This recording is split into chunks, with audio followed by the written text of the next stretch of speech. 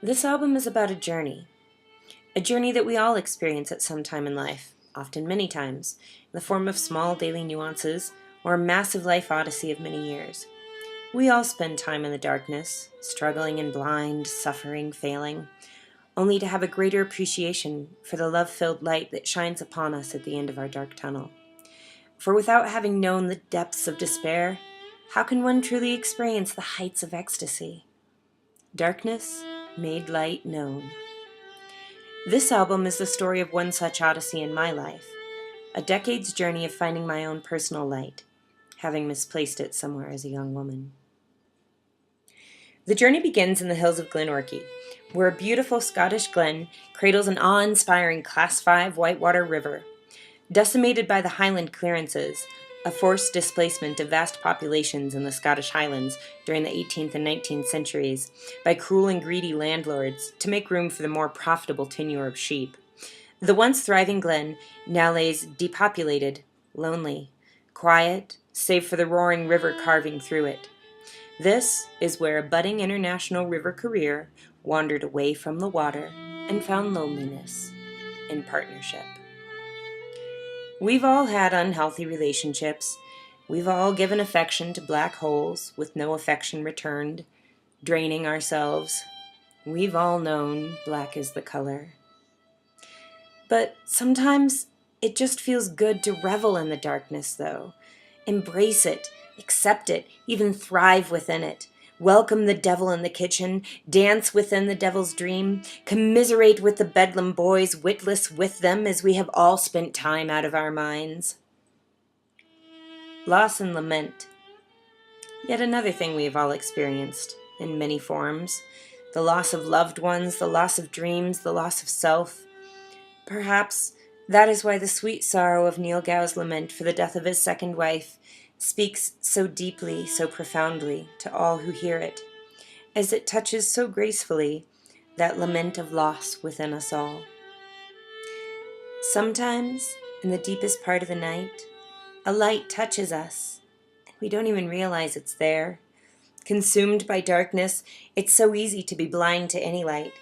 Yet there it glows, slowly growing, that spark of joy, working its way to the surface where we finally realize that our path is leading to brighter places, like the fair city within our hearts, prompting us to set sail upon the full-rigged ship and sail onward in blind faith. Then the shining beacon appears through the fog.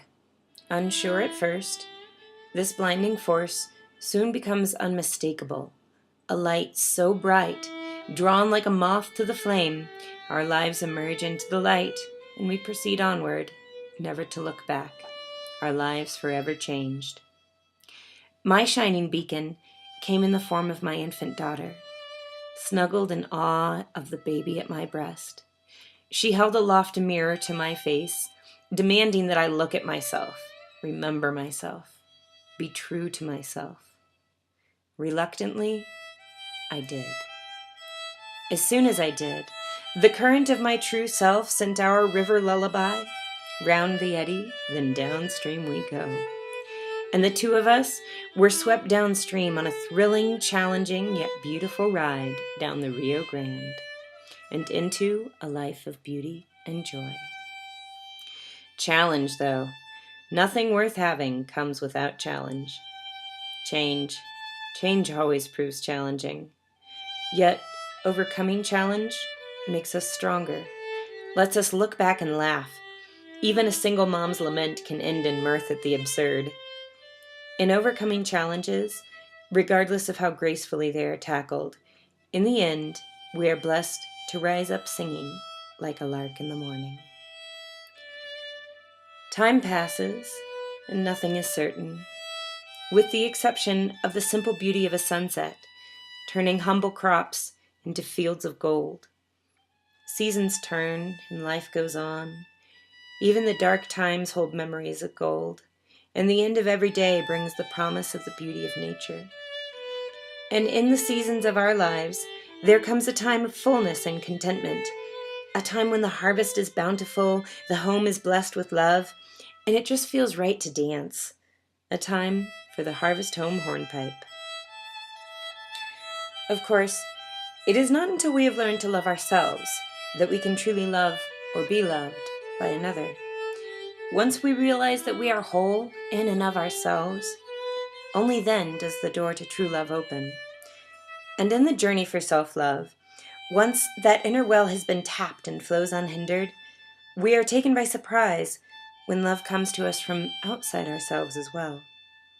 For as I found the endless well of love and light within myself, my first true love, the Rio Grande, finally embraced me in its full flow of loving glory, as did a man whose endless love and support still amazes me every single day. And it's so serendipitous. Follow your heart, even through the darkest hours, for it will always lead you true.